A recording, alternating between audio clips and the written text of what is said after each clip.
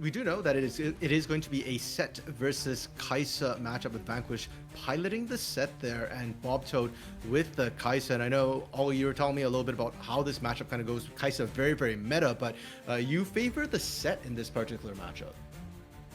I do, yeah. I think you've got a really interesting matchup here because we saw, especially in the China regionals, that Sett was not very popular. And the Sett legend ability can be so good into Kai'Sa because it basically protects you from that removal. You can obviously spend a buff, exhaust Sett, and then recall the unit that was buffed that was going to die. So really, really important in being able to keep things alive. It makes things very sticky on the board, which Kai'Sa doesn't like.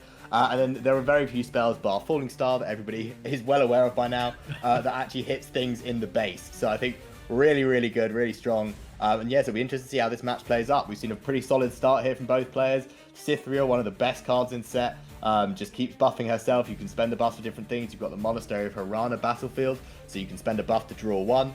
Really, really useful ability. We'll see if he utilizes it this here with the Kai'Sa fully tapping out after playing that Yordle. He's got free reign to move where he feels like it this turn. Yeah, and for Sett decks especially, I do feel like Cytherea, Arena Bar, those are the two sort of buff generators that you want to get out as soon as possible. So it's almost an ideal start coming through here for Vanquish. And now with the double Trifarian Glory Seekers, the first one doesn't get Legion, but they buffed it, or it was fine. You just kind of could have gotten the buff with Cytherea, but the second one gets the buff from the Legion right from the get-go.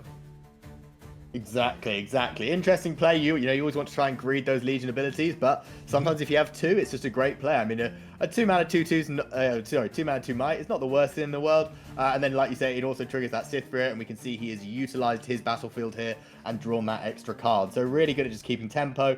I think one of the good things about Monastery of Harana is very few other decks are ever going to be able to take advantage of it because it's a pretty limited thing buffing. There aren't many decks that will do it, so you basically get a nice battlefield that only favors you. Whereas on the Sett side, we see Reaver's Row, which is a great battlefield for Kai'Sa, but the Sett can also utilize this as well with not having to spend the buff to recall something if he wants to later into the game. So really good option here for both players as well. And this is an absolutely unbelievable Falling Star here early on. I mentioned it a couple turns ago. It won't protect you from this. This is always the risk when you're playing a deck that has early game Swarm. If you drop everything at once, you do leave yourself extremely vulnerable.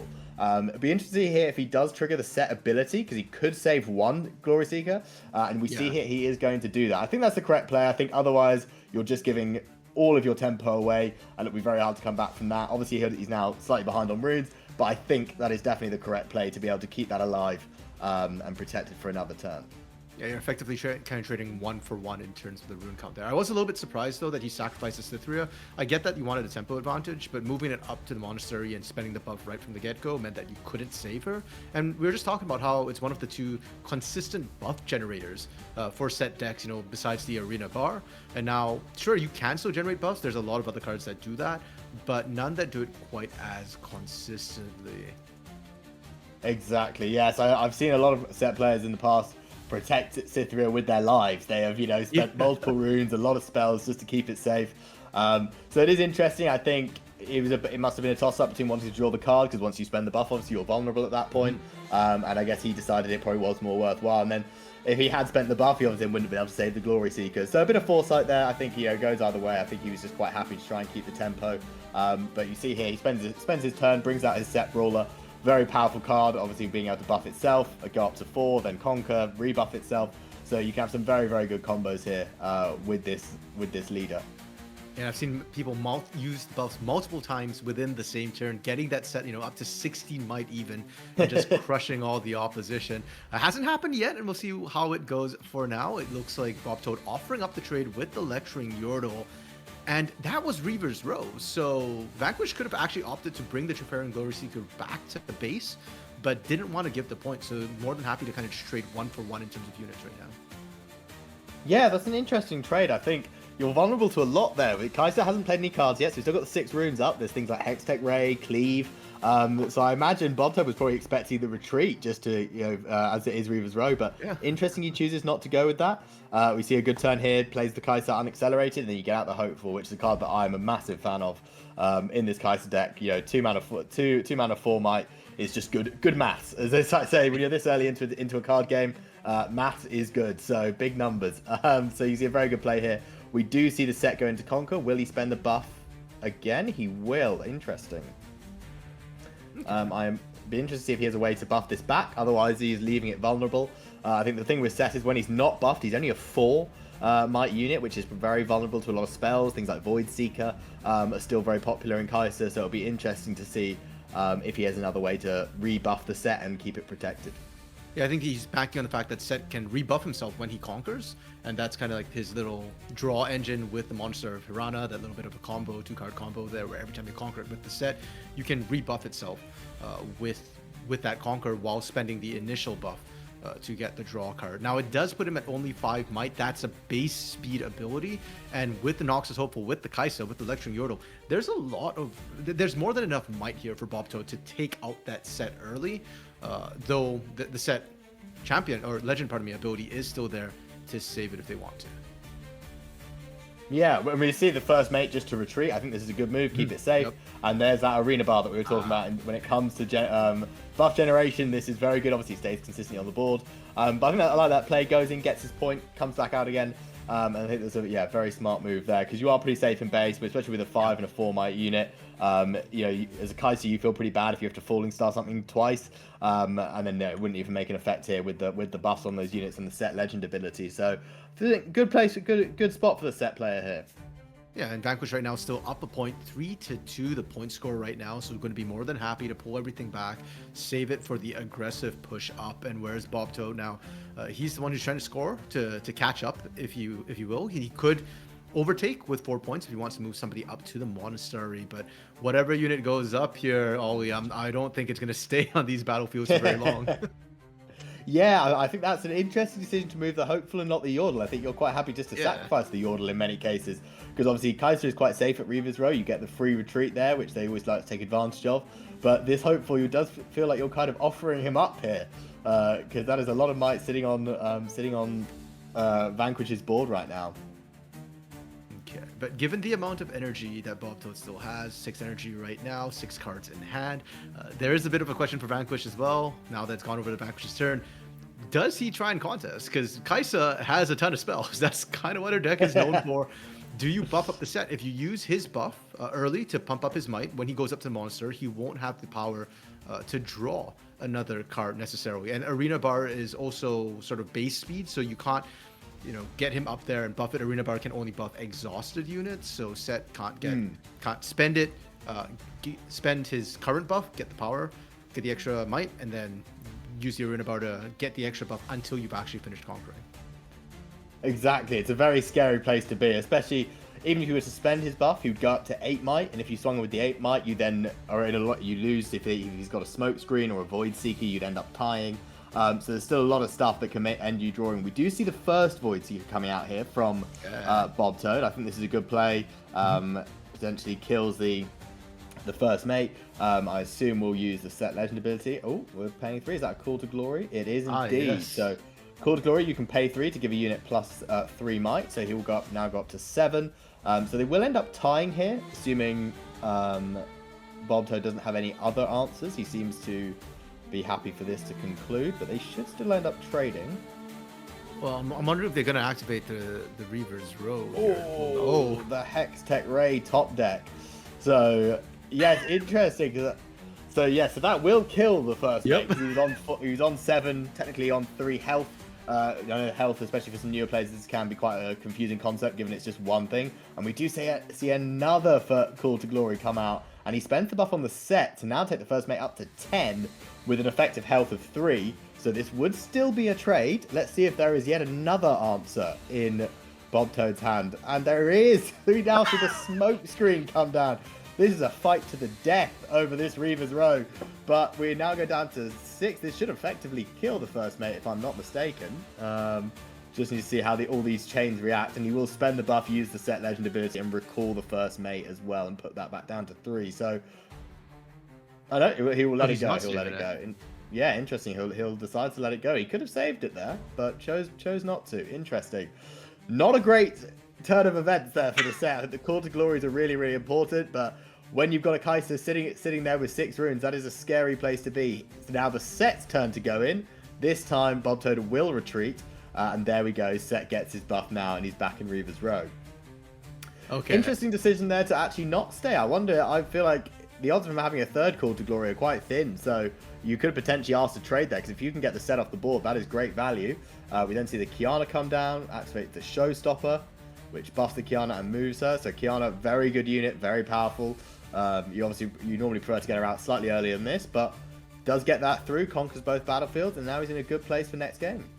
Yeah, and I think Vanquish generally going to be quite happy at this sort of turn of events.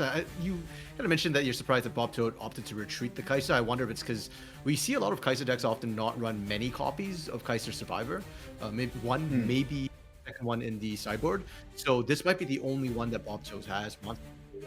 You, as a Kai'Sa, you're going to have plenty of spells to kind of remove units and then have Kai'Sa go back up. And he already spent so much to stop in that first mate. Place. So we'll see if this comes back to bite them again. The point score is still very, very close. Despite conquering both, Vanquish is only 1 point, 5-4 ahead of BoabToad.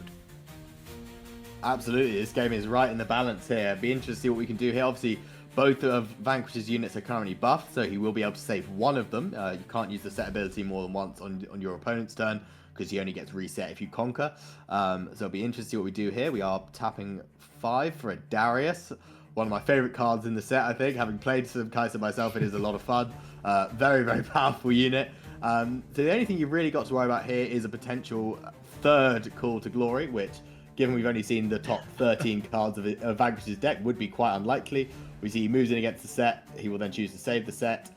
I assume we'll spend the buff and recycle a rune. We seem to have a slight delay, but I think he just pulled it back with Reverse Row. So... Oh, sorry, you're correct, of course.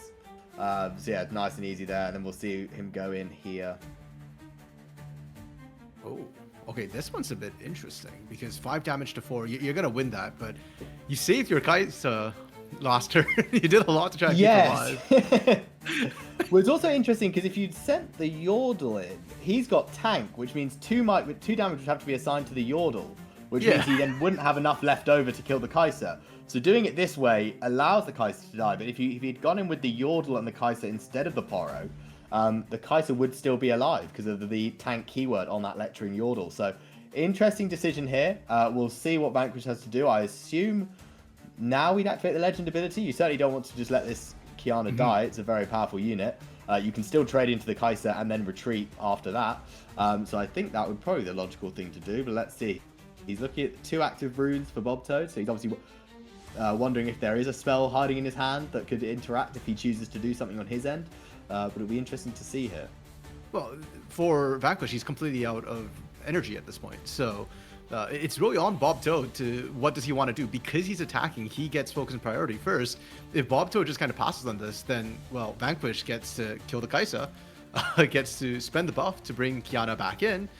And, you know, we'll be more than happy with this particular trait. Not to mention, unless you want to move the Lecturing Yordle up there, Kiana's base 4 might's going to be enough to take that. Yeah, so it looks like it's just a trade offered. Yep, there we go. I'm with you, Ollie. I'm very confused why the wrong little furry critter went up there. Like you said, a tank could have just made this so much easier. Yeah, I think it's just a slight misplay. You never know. People playing on stream for the first time can be quite a nerve-wracking experience, especially if you've got a few friends watching as well. But interesting there. Yes, I think slight misplay. I think you probably look at two different 2-might units and think it doesn't really matter, but in some cases it can make a very big difference here. But we just see a hope will come out and then he'll pass his turn. So this is now the turn where BoabToad is fully tapped out. So this gives Vanquish full free reign to try and really take both these battlefields. You can see he's currently sitting on 5 points, so he can't win the game from here. But he can certainly put a lot of pressure on the Kai'Sa player. Yeah, and for BoabToad, the Darius dropping back down to the 5 might right now. It is very takeable. Sett can spend his buff, move up and conquer if he so wishes. And that would be an 8 might kind of pushing in. And for BoabToad, again, we've seen this quite a few times this round already. He likes to use all his energy on his turn, so he's got no ability to react to pretty much anything that Vanquish wants to do. You just got to sit there and take it. So Vanquish, with the 5 cards in hand, with the 7 energy he's got, it's kind of his game to play however he wants, and he doesn't have to worry about any sort of counters. Yeah, exactly. These are the turns you sort of pray for when you're playing against these Ahris and these Kai'Sas, having the ability, seeing them fully tapped out. No, you don't have to stress, don't have to worry. You could just sort of, get to work and see what you can do. So Yeah, very good, very exciting turn here. Really want to see the most of it. I think what you suggested there is a great idea. If you spend Sett's buff, he goes up to 8 might. That will comfortably take care of the Darius. I see the Darius will probably retreat, but then the Sett gets to rebuff himself anyway with his ability. So I would feel like that's a good place to start. What we'll see after that, we'll just have to wait and see. But I think that certainly seems like the logical place to start. And it looks like we are going to do that. And we're actually just going to, yes, we're going to go in 8 against 5, retreat. They're obviously just skipping. They're just simulating a few steps in the sense that Sett would lose his buff, get his buff back. But yeah, you don't need to be that pernickety with the online tournaments. I'm sure the judges at the regionals will probably want people to do it step by step, but that's absolutely fine. We know logically that is how it would work for anyone wondering, without them actually doing all the individual movements. Well, that's why we're here, right? But that's why you're exactly. here to explain all the in-between steps that they're choosing to skip right now. The Kiana as well, ready to go, 4 might, and this is why I kind of questioned the Pouty Poro being left on its own right there. The Noxus Hopeful was played, but BoabToad didn't play it right to the Monastery, probably recognizing that, hey, the Sett's going to be able to take something out of some sort. Now Kiana going to be able to conquer that directly in either draw or channel here. Yeah, exactly. You're spot on. I think we were obviously debating it last time. Either way, the Kai'Sa would now be gone. Interesting, he spends the buff to do the Monastery. I assume we will then see the Arena bar come out and rebuff the Kiana. But the only what to be very worried about here is a potential Thousand Tail Watcher. When you've got things like Darius and a Hopeful on board, that means your Watcher value is just astronomical. Everything's going to go down to a 1 or a 2 might, and he can just start to really try and move in and take advantage, because unlike with Kai'Sa on Sett's turn, you don't have as much to worry about. There are still some good mechanics they've got in there, but it's by no means to the same extent as these green decks like Yi, Ahri, and Kai'Sa, with the amount of spells they can play on their opponent's turn. Okay, well now all things are a little bit tricky because the score point is 7-6, and 6 is sort of a magic number in Riftbound. You need 8 to win, but 6 often gives you the ability to kind of just conquer both on your turn, take that out. And you mentioned Thousand-Tailed Watcher, which I think is really important because BoabToad has so many units already on the board ready to go. Even if he doesn't wish to accelerate, which he will be able to next turn, that Thousand-Tailed Watcher, yeah, it's Vanquish who needs to hold one of these boards, one of these battlefields somehow. So he's overloading right now on Reaver's Row. He's dropped Pit Rookie, or Pookie, as my friends like to call him. Kinko Monk as well being dropped. There's a lot of might there. I'm trying to math this out. What is that? 13 might? Yes, we're currently sat at 13 might at the moment. Okay. Obviously, the only issue when you've got the turn like this with 3 different units having 13 might, I've mentioned already, the Watcher would knock that down by 9, so you'd be sitting on 4, you're sitting on 5 if he was to play Watcher here, which is still more than enough, especially with the Darius on board as well. I think that's what it comes down to. I mean, realistically, both players at 6 here.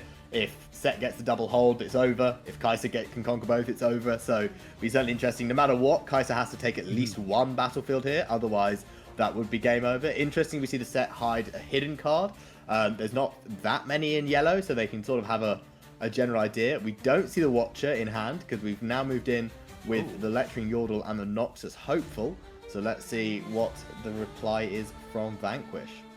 Off the top of my head, I know yellow has Facebreaker and Hidden Blade in terms of reactions, or hidden cards that could be. I'm trying to remember what's in body that you might want to hide, which might want to run. Yeah, there's not a lot in body. I think Hidden Blade is one of the favorites. I think if for people going to their release events next week, that is also in the Viktor deck. So make sure to keep an eye out for that at your release events. I was doing some play testing of the different ones last week, and that caught me out a couple times. So I think there we go. That is the Hidden Blade. Will kill the Hopeful. Okay. This then means that Kiana will obviously make short work of this Lecturing Yordle, assuming this goes through. Toad does get to draw 2 here. I think it's a very good way to do it, because obviously by doing this first, you have the chance to draw 2 more cards, which can be very useful. We don't know what he might have just top decked, because he's still got all his runes available to him. We're sitting on 9 this turn, so a lot of potential for some big swings still. Yeah, now what that did tell us for BoabToad here, that he did that, was that he didn't really have I don't think a Thousand-Tailed Watcher at that time. And you kind of mentioned that BoabToad has to clear at least one of the battlefields. He's got to clear both of them, because Vanquish is on 7 points. He just needs to hold one of the battlefield. So it's really, really tough. Like, there is a world in which neither of these players win on this particular turn, and that's if BoabToad can clear one of the fields, or clear both the fields, but can only capture one. Because right now he's just got that one Darius there. I don't know if he's got another accelerated unit that he can play. Yeah. No, it's perfectly interesting. I've got the Sett player at 6 on my screen, so there may be a slight mishap with the stream. We'll have to just double check the scores after that. But we see there a very, very expensive Falling Star. So when a unit has Deflect with Falling Star, if you choose it twice, you have to pay Deflect cost each time you choose it. So we saw that was actually the 2 mana that he played. He recycled 3 runes plus the Kaiser ability, so technically 4, which is very expensive. But we do see the second Darius come down here. As it's the second turn, they will both now go to 7.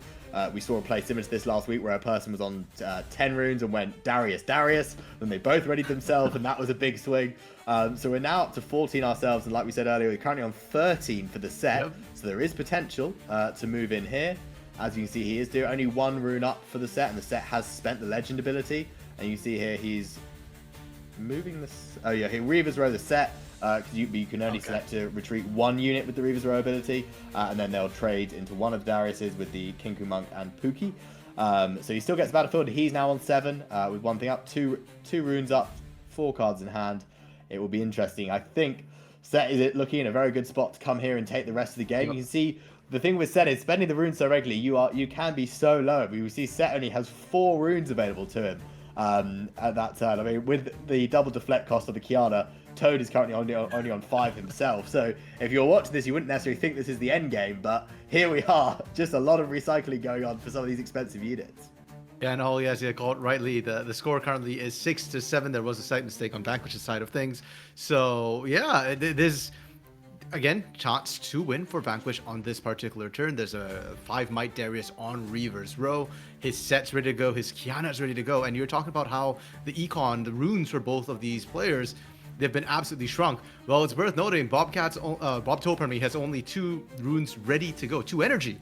And is that going to be enough to clear out something coming in with 2 energy? You can play 2 Hex Rays, and that's about it in terms of offensively trying to keep something down.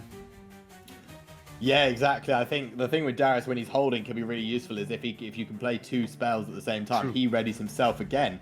But you mentioned this earlier in the game. We have seen Sett spend his buff, rebuff himself, spend his buff again, and go up to 12, and that will be game 1 going to Vanquish. So some early tempo, you get 2-3 Might Bodies on the board, which is really good. We do see Toad here choosing to go first, which makes a lot of sense. I think that's obviously a very common position, and we do see a Student turn 1, which is always a great opener. I think everyone has realized how strong this card is. What are your thoughts? Yeah, I agree. Ravenbloom, especially for Kaisa, Annie decks that use a ton of spells. You always got to keep in mind it's probably not going to be a 2 Might when you hit it. It's going to be 3. It's going to be a 4. If you're really unlucky, maybe it even goes up to a 5 with Hextech Rays. Worth noting the battlefields as well. Vanquish opting for the Windswept, which has some synergies with the Sett Brawler that we saw. You can kind of pump him up on one side, move him to the other, and kind of get the advantage there. You can use Showstopper to move him up to Windswept and then shift down. On the other hand, it looks like BoabToad running with the Targon's Peak. So really want to maximize that spells. And you're talking about Ravenbloom as well. I feel like it synergizes so well, specifically with Targon's Peak, where even if you use up a lot of your runes that turn to set things up, you always have that little bit extra for spells, which just complicates matters all the time. Absolutely. I think you touched on it last game where Toad was spending a lot of his runes on some turns, and that's the benefit of the Targons is you can have those 2 runes back. It's almost like a pseudo Annie legend ability. Really powerful, especially when you're playing any deck that has those aggressive spells. You want to be able to do stuff on your opponent's turn as well. I think the Hillock's a really cool choice. You touched on a couple of different ways they can move the Sett around. You've also got cards that we saw last game with First Mate being possible as well. So you can gank with First Mate, which is really interesting. And we do just see the Sett, both players here taking a turn to bring out their chosen champions. And then we see the Sithria get buffed and move into the Windswept Hillock, and we'll hide a card. So I think we saw it last game, so it's not a secret to anybody. That will probably be a Hidden Blade. So it will certainly be interesting to see how Toad will deal with that. I think that you don't really want to sacrifice your Kaisa into a Hidden Blade, so certainly a tricky one for him to deal with. I just find it's kind of interesting. Okay, at least the Hidden Blade is protecting Sithria. I just find it interesting how Vanquish constantly uses the Sithria for early tempo and doesn't use her to kind of scale up with the buffs there. And I guess if you're running multiple copies and another set of, Arena Bar as well, you should be getting another one fairly early on. So willing to kind of risk it in order to make that happen. Lecturing Yordle being used by BoabToad here 4 more card draw. But I'm really watching this Kaisa and wondering where he wants to go with this Kaisa, assuming that's a hidden blade. Okay, there you go. You just got to remove the Cythria first to get rid of a hidden card. Yeah, I think this is one of the key issues. We see this a lot especially with the Teemo matchup. You can see this is interesting. He's choosing his own Cythria, mainly to draw 2, which is a good way to do it. But then he'll also spend the Sett ability to save the Cythria. Does that work like that? Yep, just any time the unit is it should just work. Yeah, it should work. So yeah, I know there was some controversy because you can't baited hook Sett. That was a combo people thought was going to be extremely strong, but we realized that that ruling came out. It doesn't quite work, but interesting. Gets to draw 2, not too bad. But you see, just 2 runes for Vanquish now. He's going to go to 4 next turn. This can be one of the issues. If you're doing a lot to try and keep early tempo, you can suddenly fall quite far behind. You know, we see BoabToad here sitting with 6. He's still got 2 up, and we'll actually see the Falling Star come down. This is a great move. I think you are recycling the full 2, but the ability to take out the Sett once that Sett legend ability has been used is so impactful. We saw last game how strong he can be when you can buff him twice, go to 8, and we do see a strong response here with the Call to Glory. So he can spend Sett's buff, he'll go to 7, and he'll just live on 1 health. But that's enough. That's all you need, right? And at the end of the turn, he goes right back up. So you're good to go. I think that is the right call, especially for this set. It's one of those cards that you really want to take out. We talked about sort of the synergy with Windswept Hillock, and it does feel like that is a key component for Vanquish's strategy. So if you can remove that card, it definitely helps out a lot. Now, there is no arena bar right now, so playing a unit, I guess you can buff up Sett that way. Yeah, okay. And it looks like BoabToad recognizing that either way, this set's probably going to conquer. You don't have any energy to buff up or protect this Raven Bloom student. So just bring it home for now. Maybe bait that Sett up to Targon's Peak instead. Exactly. I think that's a great play. I think the other thing is with Targon's Peak is it only triggers once you conquer. So you actually don't necessarily want to hold it because you're not gaining any prolonged benefits from it. What you'd much rather do is retreat and potentially conquer it again the following turn. Because you probably assume the Sett is going to try and make some sort of attack on the Kaisa, especially with with Toad being fully tapped. That means he's obviously slightly susceptible this turn. If the Vanquish can find a way to get a buff onto this Sett, something like a Pookie or something along those lines, he can then move in. We do see just 4 runes. I think not a lot you can do with that, but there's still the Sett deck has quite a low curve. There are certainly cards that can be played, but you don't have to worry about anything big like the Sett. The yellow Sett, the Sett Kingpin, potentially, and things like that. But yeah, be interested to see what we do this turn, and if we see anything impactful hit the board. Yeah, to be fair, I don't think we saw anything above the 4 cost from Vanquish last game. Like the most we didn't. I think the highest we thought was Kiana. Yeah. Kiana Sett himself, I guess. Sett being a 5. Exactly. Yeah, exactly. The Sett itself. So yeah, very interesting. But we do see the Showstopper coming down here. So. Very nice. So you can see you can buff just move. Barely. We're then taking out Kaisa. And then, given that it was, like you mentioned earlier, you called this play exactly with the Windswept Hillock, we can then move into Targon's, conquer the other battlefield as well. So 2 for the price of 1 that turn. So it's really nice. Flips the point total back in his favor. So yeah, really cool turn there. Yeah, very, very efficient. Now 3 points to 2, I believe, is where we're kind of sitting at. And for Vanquish, that just enough to get the arena bar that we're talking about onto the board. Now, unfortunately, it doesn't trigger Cythria, and you can't buff Cythria either because Cythria is not exhausted. So arena bar, just going to sit there for now. Sett already buffed up. We'll not be needing a move. Yeah, I think you're exactly right. I don't think you want to be moving Cythria into Windswept Hillock just to buff her. I don't think that's quite worth it. But she'll buff herself next turn when something gets. I'm sure he's got some units in his hand that he'll drop down at some stage. But yeah, arena bar really gets a good value when you play a unit, and then you can just buff it the turn you play it. So at least it's still doing something. Very good with things if he's running potentially things like the Kiana we saw, and maybe even a Fiora is quite popular in Sett decks, because obviously she gains all of a variety of keywords when she has a buff on her. So it'll be very interesting to see how that plays out potentially in the future. We do see the Cleave coming down here to start with. That will potentially acts as an effective +4 on the Raven Bloom student, so it makes it a very scary threat. Yeah, 6 would be enough to kind of go in there, and with Targon's Peak, there is still 2 energy here for Vanquish. So I know he didn't hide a Hidden Blade, probably doesn't have it. That's an option. Call to Glory is still another thing that could come out with the buff onto Sett, and if you can get up to 7, it'd be just barely enough. Tapping 2, what's the reaction?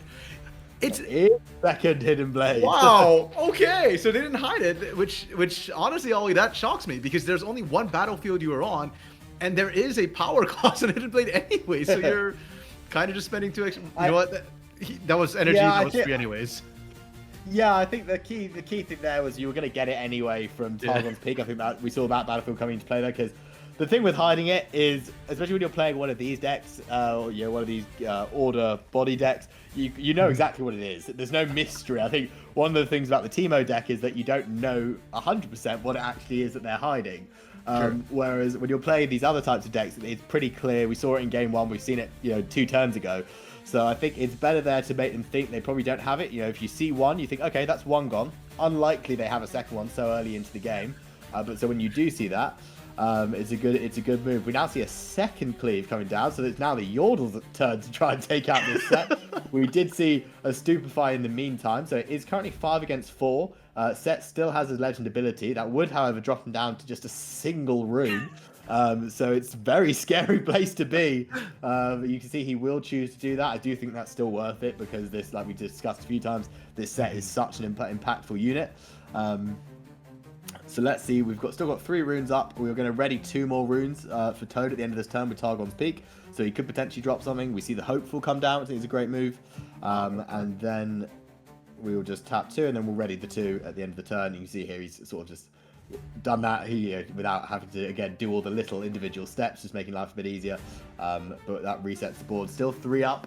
I think whenever you see 3, you immediately start thinking Void Seeker. That should be setting off some alarm bells. 3 is quite a ominous number to leave up. But you're also susceptible to things like Smokescreen Hextech Ray. They can potentially have a 2-card combo. We do see, as we just said, there comes the Void Seeker, and Vanquish had anticipated this very well.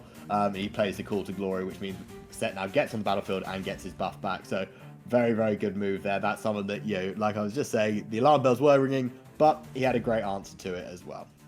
Yeah, and I can't help but think, BoabToad was trying to bait the Sett into the Targon's Peak a little bit, thinking that, okay, even if you have another unit, even if you can get him up to 8, I've probably got a spell that will happily trade. And it feels like BoabToad is very set on trying to get this set off the board, but Vanquish has been able to successfully defend it, has been able to keep it alive and continue keeping it a menace while keeping up in terms of score. And for BoabToad, I actually think this has been quite good for him, right? He's not fallen behind in terms of econ. Yes, he's spent a lot of spells trying to remove that, but he's managed to destroy Vanquish's econ whatsoever. So you've got cards in hand, but you can't be playing more than 1 each turn with only 3 runes, 4 runes, hovering around that line.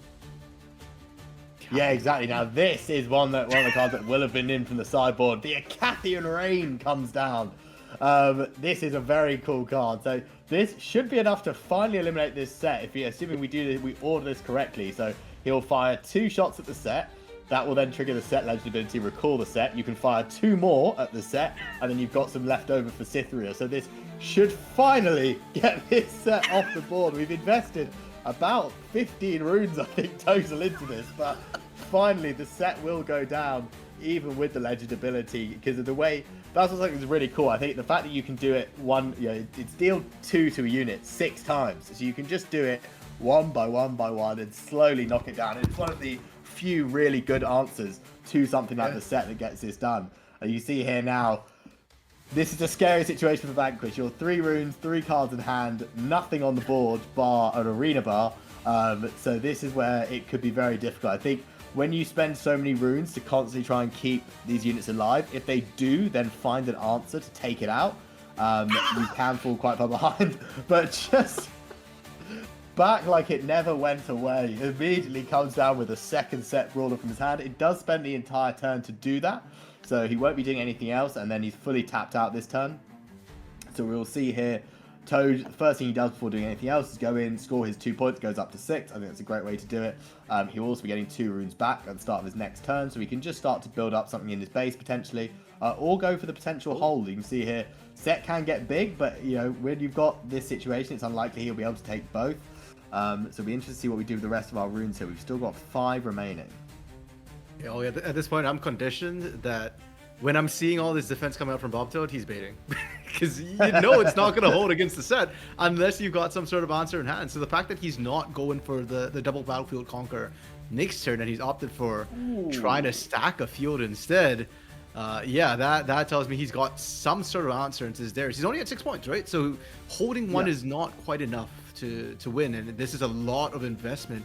Is he using, how much energy does he have left? He's untapping for Targons at the end of his turn, so he'll have two going into Vanquish's turn. But yeah, I must say, I personally would not be a massive fan of this sort of play, because I only really like stacking a battlefield when you're at 7. And I think from the situation that with Vanquish's board, you're more than happy just to start playing things to base and then make a turn, make a big push next turn. I think when you've got things like the Darius, you could have a second Darius, you could have a Watcher. That would be more than enough to reconquer both battlefields next turn if you played the Yordle and Darius to base. So a bit of an interesting play. If Vanquish has an answer to this, it won't be easy, but if he has an answer, we could certainly see something big. So I think step 1 here, unbuff the Sett and go to 8. Okay. Step 2, play a Kinku Monk. I'm going to guess step 3 is probably going to be unbuff the Sett again. You can see we're skipping some steps here. He's going straight to 12. So it is now 11 against 12. So only one might in it at this current moment. What are we going to see happen? So we're going to see the Stupefy come down. So they are now tying. And there's still the draw portion of it as well. So it could be a Hextech Ray, it could be another Stupefy potentially. Oh no, they'll just take the trade. I think a really interesting play there is he could have potentially played the Arena Bar onto the Kinku Monk, and then that at least tries to bluff that they might have Call to Glory. So I think one of the key things you're looking at there, when they don't have, when they've only got 2 runes up, they can't play a Call to Glory unless there's a buff on the board. So when there was no buff in place, you can know as Toad that they're not going to be able to answer with Call to Glory. You can see he is now doing the Arena Bar play, but just as a side bait, and then we'll just see, not even waiting for the turn to end, he just immediately shows him the Watcher. That will be enough to get takers to a Game 3 decider. Kai'Sa with the Void Gate. So obviously Kai'Sa is from the Void. This was a battlefield very much designed for her. So all your spells abilities deal 1 bonus damage, and that is every iteration as well. So Falling Star will deal 4. If we see another Acathian Rain, that's 3 damage 6 times. So we could see an 18 damage Acathian Rain come down, which would be pretty crazy. But yeah, some really strong starts here. And we see a nice 2-drop. We see a little Pookie come out on turn 1, which is always a good start. Unfortunately for Pookie, there wasn't another unit to buff in that situation there, so Pookie will just kind of come in low and on that 2 might, pardon me. But that's good enough to take a battlefield and score an early point, and we've seen Vanquish really value that sort of early tempo. Yeah, 100%. I think it's always important when you're playing these decks that are low to the ground. You don't want to be letting your opponent score first. We saw Vanquish going first. This game is always good, always useful. We saw a nice 3-drop. I mean, I think when you're going first as Kai'Sa, Electric Yordle is a really good start, because obviously it replaces itself in hand and it gives you a body on the board. So it's always a very good start. I think it's also worth mentioning, I haven't mentioned up until now, the way Vanquish is doing his runes is crazy to me. The 2 separate corners is really interesting. I don't know what he'll be doing when the game comes out in real life. We've seen some different variations. Last week, we had a Kai'Sa that did, top row is red, bottom row is blue the entire time. But I've not seen this 2 separate corners strategy before. But it's really interesting. I just wanted to make a note of that before I forget. But you can see here, they just shake hands with Battlefield. He does get a draw with the Grove of the God Willow, so you're already really happy with that. I think just when you throw in something like a Pit Rookie, you don't necessarily expect it to last particularly long. So if it can get that hold, really useful. We see the Void Gate, sorry, the Electric Yordle sitting on Void Gate with 1 rune up.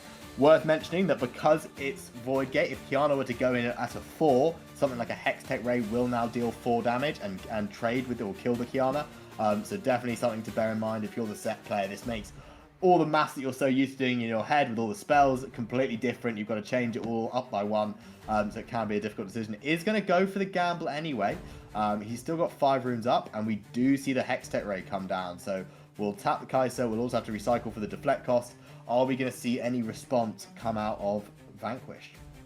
I mean, Vanquish does have the 5 runes and 6 cards in hand, so it feels like there's lots of answers. Call to Glory once again, messing with BoabToad there, and that +3, it just feels like it's so strong. It keeps messing all the spell thresholds up, and with that Conquer, with the extra cost that BoabToad had to pay there to target the deflect, it definitely hurts.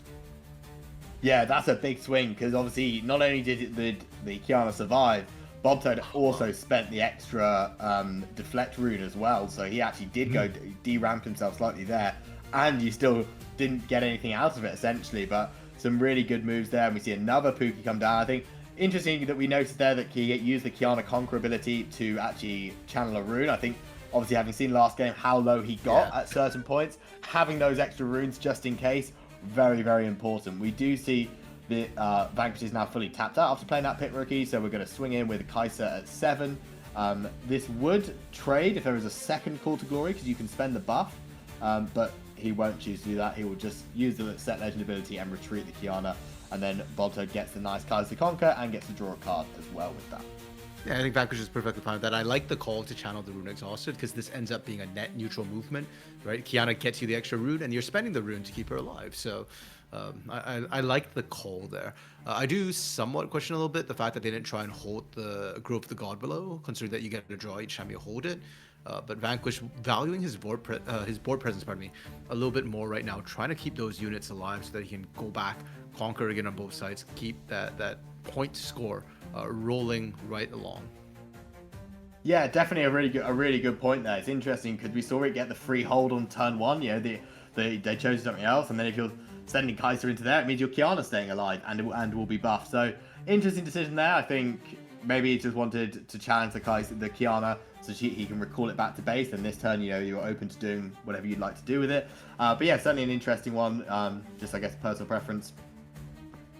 But we can see here we're now actually starting to build up the most runs. This is the most runes we've seen Vanquish have this entire series. He's now up to 7. So let's see what he chooses to do. Will he bring back that menace of a Sett champion unit back into play? And he will. So Sett has now re-entered the fray. It'll be interesting to see. Obviously can't do anything this turn, but certainly ready to go again next turn and cause some more chaos. Okay, still has Qiyana and Pookie ready and available. Doesn't look like he wants to necessarily reinforce the Grove. To be fair, BoabToad really only has the Watchful Sentry right now in base, and that's not going to take Pookie out solo, so probably going to be a spell to enable that capture. And doesn't want to trade with the Kai'Sa, which is a little bit interesting to me. Oh, there we go. Yeah, I was going to say, I think it's worth trading Qiyana for Kai'Sa here, considering that from the way BoabToad was defending the Kai'Sa, I don't think he's got many copies of it. Yes, I think most Kai'Sa decks we see do just run the one of in the champion unit. It's not necessarily something you want to be drawing into later. But when you're staring at three runes up, that is an interesting decision to do that. I assume we're going to pay the extra deflect cost to put the Qiyana down to 1. So Kai'Sa is now winning this trade. Do we have any responses in hand? We've got 2 runes up. We do have a buff on Sett that could be spent for Call to Glory. There it is again. The odds. I think we might have to check Vanquish's deck to see how many copies he's running, because we've seen 2 a game in the top 10 every time. But we will end up trading that Qiyana and the Kai'Sa, which I think is a good way to do it. And then Pookie stays in and keeps control of that battlefield.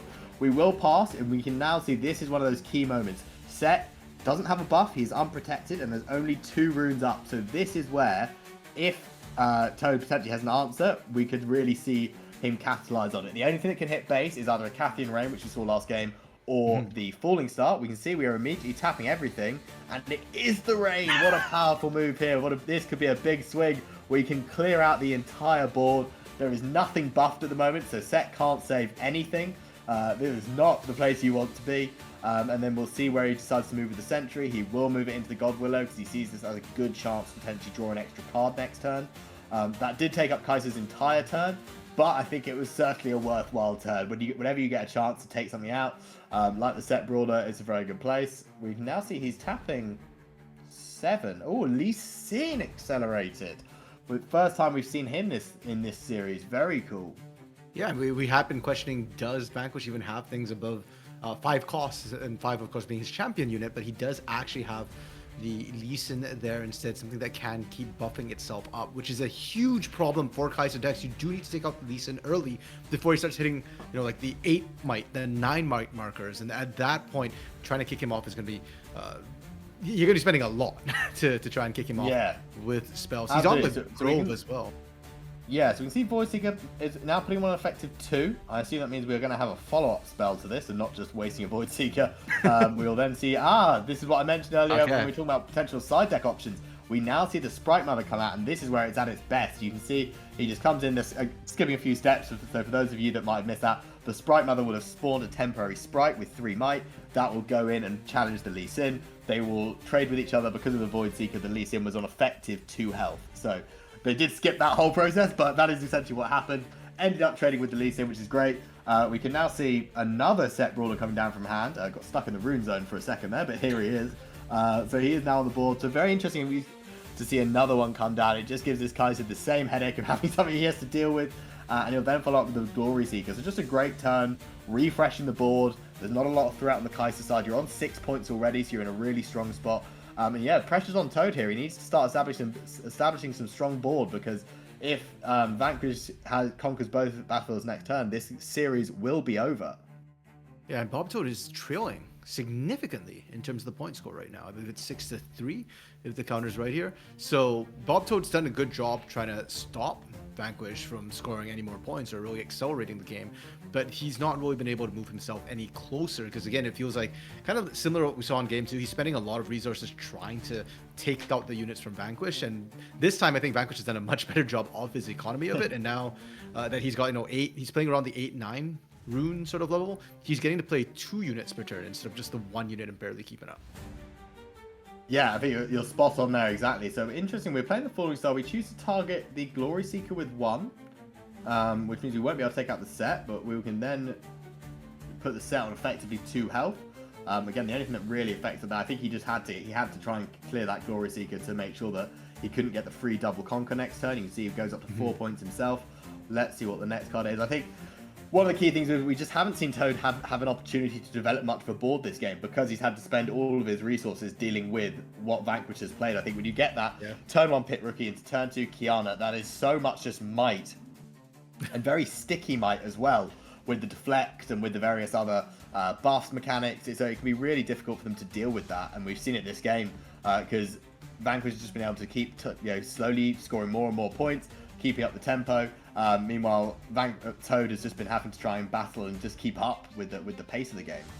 And with the double Pookie as well, I feel like Vanquish just went just wide enough that he kind of forced BoabToad to use the Decathlon Rain early to try and clear, pardon me, how wide that was. And unfortunately, the Decathlon Rain set BoabToad quite behind. It took basically all his runes on that 1 turn and destroyed his econ. So that's where Vanquish kind of found his little bit of an edge, and now he can afford to go deep rather than wide and have the strength to be able to slowly just score those points with the lead that he got.